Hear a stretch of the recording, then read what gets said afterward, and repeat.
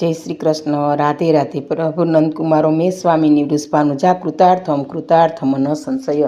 श्री वल्लभना सर्वे लाडीला वैष्णवो, आज આપણે પુષ્ટિ પ્રસંગમાં શ્રીનાથજી ચરિત્રામૃત ભાગ 229 અને 230 એ વિશે આપણે પુષ્ટિ પ્રસંગ કરીશું।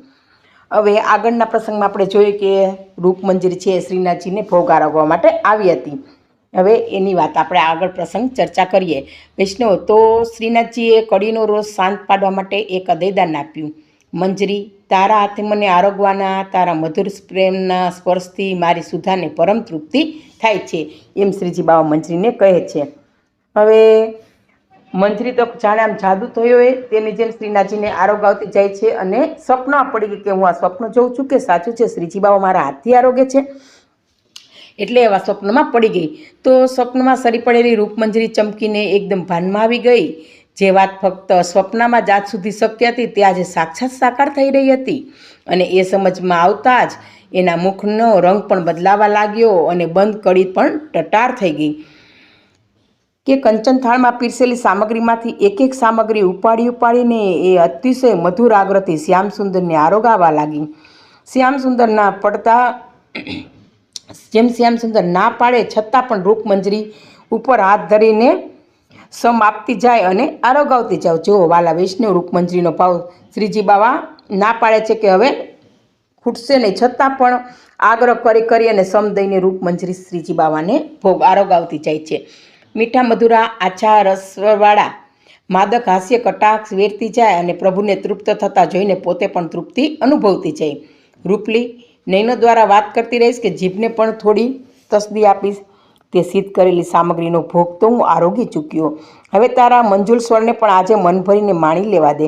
ખબર ને આવતીકાલે સાંભળવા મળે કે ન મળે। તો આ સાંભળી રૂપમંજરીએ કહ્યું, શું કહ્યું? આવતીકાલે શું થવાનું છે મને? હું તો જન્મ જન્મની તમારી દાસી છું, મને કાલની તો ફિકર જ નથી।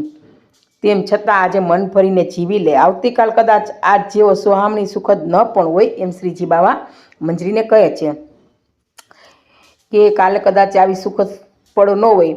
તો મંજરી એકદમ ચમકીને બોલી, એટલે? તો શ્રીજી બાવા કહે છે, એટલે એમ કે મને આમ વારે વારે તારી પાછળ કુંજોમાં દોડી આવવું નથી ગમતું। રોશની લાલાશ મધુરા નયનોમાં છવાઈ વળી। ગમે તો છે, બહુ ગમે છે હો, પણ શ્રીનાથજીએ સાચી વાતને ફેરવી નાખી। જો એમ જ હોય તો સાવરિયા, હું તને આજે અહીંથી નહીં જવા દઉં। રૂપમંજરી અતિશય પ્રેમ વેશમાં આવી જઈને સાવરિયાને તુકારે સંબંધિત થઈ ગઈ અને વેલી વૃક્ષને વીંટળાઈ પડે એ રીતે શ્યામસુંદરના શ્રી અંગ સાથે લપવાઈ ગઈ। અને યશોદામૈયાના દોરડે ન બાંધનાર દામોદર પણ આજે રૂપમંજરીની તુકારે બંધાઈ ગયા। રૂપમંજરી સાવરિયાના ખોળામાં પોતાનું મુખ મૂકતા ઊંચું જોઈને બોલી કે તારા જ વિચારમાં અને તારા જ દીવા સ્વપ્નમાં મારી રાત્રિને દિવસ વીતે છે। નાથ, હવે હું તને મારાથી દૂર નહીં જવા દઉં। અનેક વર્ષોની આ ફુવાર અને બપૈયાની આ પુકાર તો મનમાં કંઈક અનેરા સ્પંદનો જગાવી જાય છે। હું સંસારની બાજી હારી ગઈ છું, પરંતુ એમ કરવા છતાં તને જીતી ગઈ છું એ વિચારે મારો પગ આજે પણ થનગની ઉઠે છે। વારંવાર તારી જ લીલાઓના દર્શન માટે મારી આંખો તરસી ઉઠે છે। જો વાલા વૈષ્ણવ, ભગવાનમાં અતિ આરતી, સ્નેહ, પ્રેમ, પ્રીત જાગે ત્યારે શું મનોભાવ થાય છે કોઈ પણ ભગવતીને, એનું આ વાર્તા પ્રસંગમાં બતાવ્યું છે। મંજરીને પણ શ્રીનાથજીની તાલાવેલી લાગી હતી, એટલે આ બધા સ્પંદનો એનામાં પણ આવવા લાગ્યા કે હું તારી પાસે આવવા માંગુ છું, તને કંઈક કહેવા ચાહું છું, પરંતુ મારી વાણી જરાઈ ગઈ છે, હૈયું કાબૂમાં નથી રહેતું, કંઈ કેટલાય બહાના કાઢું છું તને મળવા માટેના। તારી બંસીનો મધુર સ્વર તો મારા હૃદયને ભેદી જાય છે અને હું તડપી ઉઠું છું। છુપાઈને હું તને મળવા આવું છું કે બોલાવું છું, પરંતુ દરેક વખતે અતૃપ્ત જ રહી જાય છે, કારણ કે તું આવતો જ નથી। કારણ કે સાક્ષાત પ્રેમમૂર્તિ બની ચૂકેલી રતિરૂપા રૂપમંજરીએ શ્યામસુંદરના ખોળામાંથી મુખ ઉઠાવ્યા વગર જ પ્રણેશના નેત્રોમાં એક વેધક દ્રષ્ટિ પરોવી અને મુખ પર આવી ચૂકેલી અલક લટોને ફરીથી નાજુક લાંબી આંગળીઓ વડે એને ઊંચી લટને સરકાવી દીધી રૂપમંજરીએ। તો શ્રીજી બાવા બોલે છે કે રૂપ, હવે ગણતરીનો સમય બાકી છે તારી વીરદશા સમાપ્ત થવામાં। તું હંમેશા માટે મારી પાસે જ રહીશ। કહેતા રસ નિદાન શ્યામસુંદરે રૂપમંજરીના મસ્તક પર અત્યંત સ્નેહસભર હસ્ત પ્રસરાવ્યો અને એની અલકા અલકલટોની સાથે રમતા રમતા ફરી પાછા મુખ પર લઈ આવ્યા. રૂપને અપલક નઈને તાકી રહેશું. શૃંગારી કવિ હૃદયમાં આ અલૌકિક દ્રશ્ય વસી ગયું અને એ જ ક્ષણે નંદાસીના મુખેથી એક અતિશય રસિક પદ સરી પડ્યું કે ચિત્ર સરહદ ચિતવત. એટલે નંદાસજીનો કંઠ સાંભળીને રૂપમંજરી તો ઝૂમી ઉઠી. એના મનની ઈચ્છા કરી જઈને નંદાસજી ત્યાં સમયસર આવી પહોંચ્યા અને પ્રાણેશને રીઝાવા કીર્તન ગાયું. તેથી રૂપમંજરીના આનંદની અવધિ ન રહી. એક તો શ્રી ઠાકોરજી પાસે હતા અને નંદાસનું કીર્તન, એટલે બંનેનું સાંભળીને એના આનંદનો પાર ન રહ્યો. એ જ રીતે પોતાના પ્રિય સખીના વિરહનો અંત આવેલો જોઈને નંદાસીના આનંદની અવધિ પણ ન રહી. કારણ કે નંદાસ અને રૂપમંજરી સખી ભાવ હતો, એટલે કે આ સખીને આટલી બધી આનંદમાં જોઈને નંદાસને પણ ખૂબ જ આનંદ થયો. વાલા વિષ્ણુ, તરત તેમણે એક બીજું અત્યંત ભાવવાહી પદ પણ નંદાસ્ય ગાયું કે દેખ સખી હરિકો વદન સરોજ પુલકિત વદન સુધા સર્વર મેં લુબ્ધે મધુસ મનોજ. એટલે આ પદ જેવું પૂરું થયું તો શ્રીનાથજીએ પ્રસન્ન થઈ નંદાસીને નજીક બોલાવ્યા. નંદાસજી શ્રીનાથજીની સન્મુખ આવીને ઊભા રહ્યા અને હર્ષના આંસુ સાથે આચ્છાદિત નેત્રોને લૂછતા બોલ્યા કે રૂપમંજરી ત્રિયકો હિયો સો ગિરધર આપનો આલયકીયો. નંદાસ, સારું થયું તું પણ અહીં આવી ગયો. તો આજે તે મંદિરમાં રાસનું જે દેખોરી નાગરનટવાળું કીર્તન ગાયું હતું ને, તે મને ઘણું જ ગમ્યું હતું. એકવાર ફરીથી આના ગાને, તારું ગાન તો અને રૂપનું નૃત્ય આજે મન ભરીને માણી લઉં, એમ શ્રીનાથજી બાબા અકળવાણી બોલી ઉઠ્યા કે તું કીર્તન પણ ગા અને રૂપમંજરી નૃત્ય કરે. એટલે નૃત્ય અને સંગીત જ્યારે સાથે મળે છે ત્યારે વાલા વૈષ્ણવો જોવાની અને સાંભળવાની બંને મજા આવે છે. એટલે શ્રીનાથજી બાબા એ રીતે વાણી ઉચ્ચાર્યા છે. તો આ પ્રસંગ અહીંયા પૂરો થાય છે. બોલો શ્રી ગોવર્ધનનાથ કી જય. હવે શ્રીનાથજી ચરિત્રામૃતમાં ભાગ 230 કે તરત જ નંદાજીએ કેદારો રાગ આલાપ્યો અને રાગ ચગ્યો અને રૂપમંજરીએ પગનો ઠેકો લીધો અને કીર્તન આરંભાયું. દેખોરી નાગર નટ નર્તન કાલિંદી તટ. આ ગાન તારનાદમાં પ્રવેશ્યું અને નૃત્યની નાજુકાઈમાંથી શૃંગાર રસની સરિતા વહેવા માંડી. ગાન અને નૃત્યના આવા શુભક સંગમથી એક અતિ મધુર અનહાદ નાદ પેદા થયો. આત્મા ગાવા લાગ્યો, આત્મા નાચવા લાગ્યો અને પરમાત્મા તો ડોલવા જ લાગ્યા. કદાપી એકલા નહીં રમવાવાળા પરમાત્મા પોતાના જ સર્જનની કલાને મન ભરીને માણી રહ્યા હતા. જો વાલા વૈષ્ણવ, કે જ્યાં પ્રેમ છે ત્યાં ઠાકોરજી દોડી આવે છે. નહીં તો ઠાકોરજી તો સર્જનાર છે. કેવી કેવી કલાને પોતે કરી શકે છે. બધું કરતું અકર્તું માન્યતા કરતું સર્વ સામર્થ્ય છે. છતાં પણ આ નૃત્ય અને ગાન પાછળ તે શ્રીનાથજી બાબા પણ ખૂબ જ રાજી થયા. અમૃતમય બની ગયેલા નાદથી આખું વાતાવરણ સજીવ, ચેતનવંતું અને કમનીય બની ગયું. સમગ્ર કુંજમાં એક પ્રકારનો અલૌકિક નશો છવાઈ મળ્યો. રૂપમંજરીને જાણ નહોતી કે આ એમનું અંતિમ નૃત્ય હતું. નંદાસીને જાણ નહોતી કે આ એમનું અંતિમ ગાન હતું, કારણ કે પછી તો બંને વિદાય થવાના હતા. છતાંય બંને પોતપોતાની કલામાં એ રીતનો પ્રાણ રેડી રહ્યા હતા કે જાણે એમની અંતિમ કૃતિ હોય. એટલે ખૂબ જ ભાવવાહી રીતે બંને નૃત્ય અને ગાન કરી રહ્યા હતા.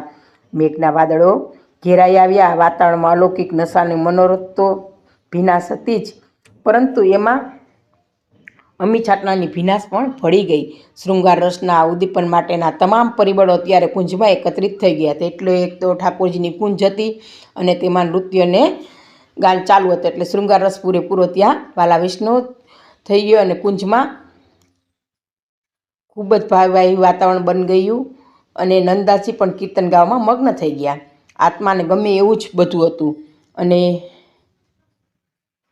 મગન કેમ ન થાય, કારણ કે ગીચ વનરાજીમાંથી અચાનક કોયલ ટોકી ઉઠી. બપૈયાએ પીયું પીયુંનું રટણ વધારી દીધું અને રસનું ઉદ્દીપન થતું જ ગયું. રૂપમંજરી અને નંદાસીના દેહો શ્યામસુંદરના અમી વરસાતા નેત્રોની કૃપાથી જગારા મારવા લાગ્યા. બેમાંથી કોઈને થાક જ વર્તાતો નહોતો. સમગ્ર વિશ્વની ગતિવિધિ એ નાજુક પળોમાં જાણે રોકાઈ ગઈ હતી અને વાલા વૈષ્ણવ માનો કે સમય પણ થંભી ગયો હતો. એ બધા એનામાં સૌમાં ઓતપ્રોત હતા. એટલે પોતાને પ્રસન્ન કરવા માટે કલાના ચરમ શિખરે પહોંચી વિરહી રહેલા બંને નિર્દોષ પ્રેમીજનોને શ્યામ સુંદર ભારે મન ભરીને નિહાળી રહ્યા હતા. જેવું કીર્તન પૂરું થયું કે બંને ભક્તોએ શ્રીનાથજીના ચરણારવિંદમાં પડતું મૂક્યું અને ચરણ કમળને મસ્તકે ચડાવી બંને સાથે બોલી ઉઠ્યા કે આજની સાંજ તો અહીં જ થંભી જાય તો એ ઢળી જ ન શકે તો નાથ હવે આ સપનામાંથી અમને જગાડતા નહીં. એટલે બંનેને આ જે આહલાદક દ્રશ્ય હતું તે ઠાકોરજીને કહે છે કે આજે રાત જ ન પડે તો આમ નામ જ સાંજ રહી જાય તો એ રીતે બંને કહેવા લાગ્યા. લૌકિક હવે અકારું લાગે છે. આજે અનાયાસે અમારા હૈયાની વાત ઓઠે આવી ગઈ છે. આપ અહીંયા કુંજમાં બિરાજો, આ ઝૂલે ઝૂલો અને રાસ ખેલો એમ બંને બોલવા લાગે છે. બંને ભક્તોના અલૌકિક મનોરથો જોઈ અને અલૌકિક રીતે પૂર્ણ થઈ શકે એમ હતા. એટલે શ્રીનાથજી ત્યાંથી અંતર્ધ્યાન થઈ ગયા. ભક્તોની આંખ ખુલી, સપનું વહી ગયું હતું. બંને એકબીજા સામે મીટ માંડીને જોઈ રહ્યા અને બંનેની આંખોમાંથી અશ્રુની ધારા વહી ચાલી કે શું ઠાકોરજી સાથે આપણે નૃત્ય કરતા હતા. તો આમ રૂપમંજરી અને નંદાસ બંને એ ખ્વાબમાં રોકાઈ રહ્યા હતા અને એ મધુર સ્મૃતિને યાદ કરતાં કરતાં નિર્દોષ ભાવે બંને કીર્તન પૂરું કર્યું અને શ્રીનાથજી બાબા પણ ત્યાંથી ઉઠીને વાલા વૈષ્ણવ ચાલી ગયા હતા. હવે જ્યારે શ્રીનાથજી બાબા જતા રહ્યા ત્યારે બંને માનવા લાગ્યા કે જેમ મેઘના વાદળો છવાઈ જાય છે અને બપૈયા પણ પીવું પીવું બોલે છે એ રીતના તરત જ શ્રી નંદદાસજી પણ આવી રીતના કહેવા લાગ્યા. તો આ રીતે બંને જણા ખૂબ જ ભાવવહી કીર્તન ગાતા રહ્યા અને શ્રીજી બાવા છે ત્યાંથી જતા રહ્યા. તો નંદદાસજી પણ શ્રીનાથજીની સન્મુખ આ રીતે ગાતા હતા અને રૂપમંજરી પણ આ રીતે ખૂબ જ નૃત્ય કરી અને શ્રીજી બાવાને એણે મનાવી લીધા હતા. એટલે કે બંનેના બધાના મન આ રીતના પ્રસન્ન હતા.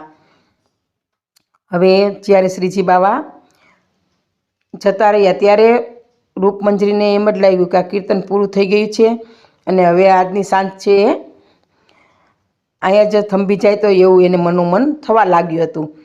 કારણ કે એ સાંજ છે એ ખૂબ જ ભાવવાહી હતી. કારણ કે નંદાસ છે ગાન ગાતા હતા અને મંજરીનું નૃત્ય કરતી હતી. તો આવું પ્રકારનું વાતાવરણ થયું હતું. પછી શ્રીનાથજી બાવાને અનોસરનો ટાઈમ થયો એટલે શ્રીજી બાવા તો ત્યાં જતા રહ્યા અને બંનેની આંખમાંથી ચોધાર આંસુ વહી રહ્યા હતા. પછી જ્યારે કળ વળી ત્યારે એણે સ્વસ્થતા પ્રાપ્ત કરી લીધી અને સાથે મળીને મહાપ્રસાદ લીધો. પછીથી બાકીનો દિવસ અને આખી રાત્રિ સત્સંગમાં તથા સંકીર્તનમાં વિતાવી અને આખી રાત્રિ દરમિયાન માનસી ગંગાના એક ખૂણે નંદાસજી અને રૂપમંજરી વચ્ચે સત્સંગ ચાલી રહ્યો હતો. તો એ જ માનસી ગંગાના બીજા ખૂણે અકબર બાદશાહના તંબુમાં બાદશાહની સામે બેસીને તાનસેન અજાણતામાં જ એક મહાન અર્થ ઘૂંટી રહ્યો હતો. એટલે માનસી ગંગાનો જ વાલા વૈષ્ણવ કિનારો હતો. એક બાજુ નંદાસ અને રૂપમંજરી હતા તો બીજી બાજુ બાદશાહ હતો કે જેનામાં કૂટનીતિ ઘડાઈ રહી હતી. તો રાત એની જ હતી પરંતુ રાત પણ એ જ હતી, સ્થળ પણ એ જ હતું, પરંતુ બંને સ્થળના ખૂણે એનું સ્વરૂપ ભિન્ન ભિન્ન પ્રકારનું વાલા વૈષ્ણવ હતું. તો નંદાસજીને હવે કંઠેથી બપોરે મંદિરમાં સાંભળેલું રાસનું પહેલું કીર્તન તાનસેનના દિલો દિમાગ પર છવાઈ ગયું. એટલે તાનસેનને પણ આ નંદાસનું કીર્તન બહુ ગયું એટલે વારંવાર ગાતા રહ્યા. તો બાદશાહને પ્રસન્ન કરવા તાનસેને એ જ કીર્તન અત્યારે ગાઈ રહ્યા હતા. તો આમ એ રાતે માનસી ગંગાના બંને ખૂણે જે કીર્તન ગવાઈ રહ્યા હતા, પરંતુ બાદશાહના તંબુમાં ગવાઈ રહેલા કીર્તન ભારે અનર્થ કરી નાખ્યો. જેવું તાનસેને કીર્તન પૂરું કર્યું તરત જ બાદશાહે એમને પૂછ્યું કે આ કીર્તનના રચનાર કોણ છે અને એ ક્યાં રહે છે? એમ તાનસેને પૂછ્યું બાદશાહે. તો તાનસેન કહે છે કે જી નંદાસેનું નામ છે અને શ્રી ગુસાઈજીના કૃપાપાત્ર સેવક છે અને અહીં જ રહે છે. શ્રીનાથજીના કીર્તનિયા છે, બહુ મધુરો કંઠ છે. તાનસેને અરખમાં આવી જઈને નિર્દોષ ભાવે સાચી વાત જણાવી દીધી. બિરબલજી, હમણાં આ જ ક્ષણે નંદાસીને અમારી સમક્ષ હાજર કરો, અમે એમને મળવા ચાહીએ છીએ. તો બિરબલ કહે છે કે જહાંપનાહ, અત્યારે તો અડધી રાત થઈ ચૂકી છે. આ સમયે કોઈને પણ આમ અચાનક આપનું તેડું મોકલવું ઠીક ન કહેવાય. આપનો મોભો જળવાઈ રહે એ રીતે આપ હુકમ કરો તો સારું કહેવાય. નંદાસજી આપના ગુનેગાર નથી કે અડધી રાત્રે એને બોલાવવા પડે કે નથી એને કોઈ આપત્તિજનક પરિસ્થિતિ પેદા કરી. તો પછી આ કોઈ નિર્દોષને આ રીતે અર્ધરાત્રે જગાડવા ઉચિત નથી એમ કહ્યું. તો બિરબલે પણ નિર્ભયતાપૂર્વક બાદશાહના મરકટ જેવા મનને ટપાર્યું અને થયું કે સાચી વાત છે બિરબલની. તો કહે છે, આ મહારાજ, આવા ભક્તોનો તો આપણે સામે ચાલીને મળવા જવું જોઈએ. તેઓ તો નિજાનંદમાં મસ્ત હોય છે. રાજા માનસીએ પોતાનો અનુભવ રજૂ કર્યો. જે હજુર, આપને કહેવું સાચું છે. તાનસેન બાદશાહના ઉતાળિયા ઉત્પાતથી થોડા ડરી ગયા હતા, તેથી વાતને ઠેલવા માટે એમણે પણ ટાપસી પૂરી. બાદશાહ સમજદાર હતો. એણે પોતાની ઇંતજારી પર કાબૂ મેળવી લીધો અને બિરબલને કહ્યું, આવતીકાલે સવારે નંદાસીને અમારી પાસે લઈ આવજો. તાનસેને બિરબલે અને રાજા માનસીને બાકીની રાત કોઈ અકથ્ય અકળામણમાં વિતાવી. બાદશાહ નંદાસીને મળશે ત્યારે શું થશે? સૂરદાસજી, કુંભનદાસજી અને પરમાનંદાસજીના બાદશાહ સાથેના પ્રસંગો આ ત્રણેય મહાનુભાવો પ્રત્યક્ષમાં જોઈ ચૂક્યા હતા. જ્યારે બાદશાહે આખી રાત કોઈ એવા પ્રશ્નના ઉકેલને શોધમાં વિતાવી કે જેનો કોઈ જ હલ એના દિમાગને સંતોષી શકે તેમ નહોતો, તો વાલા વૈષ્ણવ, તો બીજી તરફ નંદાસજી અને રૂપમંજરી પણ ભગવદ્ ગુણગાનમાં તલ્લીન થઈને એવી રીતે રાત વિતાવી રહ્યા હતા કે જાણો હવે એના જીવનમાં આવી રાત ફરી પાછી આવવાની જ ન હોય. અને સૌની ઉપર શ્રી ગુસાઈજી તેમજ શ્રીનાથજી કોઈક જુદી દ્વિધામાં તેમજ લીલાના સંકેતોનો કહેવડાવવામાં રાત વિતાવી રહ્યા હતા. એટલે બધી બાજુ જુદું જુદું, એક બાજુ મંજરી અને નંદાસી વિચારી રહ્યા હતા, તો બીજી બાજુ તાનસેન અને બિરબલ પણ વિચારી રહ્યા હતા, બાદશાહ વિચારી રહ્યા, તો એક બાજુ ગુસાઈજી અને શ્રીનાથજી પણ બધા અલગ અલગ દ્વિધામાં આ પ્રશ્ન વિશે વિચારી રહ્યા હતા કે બે દૈવી જીવોનું ભૂતલ પરનું મિલન પારિજાતના ફૂલ સમાન બની રહ્યું હતું. અલ્પાયુષી તોય ચીર સુગંધી, એટલે આનો અર્થ થાય છે કે થોડુંક જ આયુષ્ય છે, પરંતુ ચીર એટલે લાંબા સમય સુધી સુગંધમય રહે છે. એવું કહેવાય છે ને, અમુક માણસોમાં એવું છે, થોડું જીવે છે પણ એ ખૂબ જ યાદગાર બની રહે છે એટલું જીવન આયુષ્ય. એટલે કહે છે કે અલ્પાયુષી તો એ ચીર સુગંધી, એમ કહે છે. તો વાલા વૈષ્ણવ, અહીંયા આ પ્રસંગ પણ પૂરો થાય છે. બોલો શ્રી ગોવર્ધન નાથ કી જય. હવે આ બંને પ્રસંગ કહેવામાં મારી ક્યાંય ભૂલ રહી ગઈ તો પુષ્ટિરસ દાસીને ક્ષમા આપજો છે. સર્વે વાલા વૈષ્ણવને જય શ્રી કૃષ્ણ, જય શ્રી કૃષ્ણ.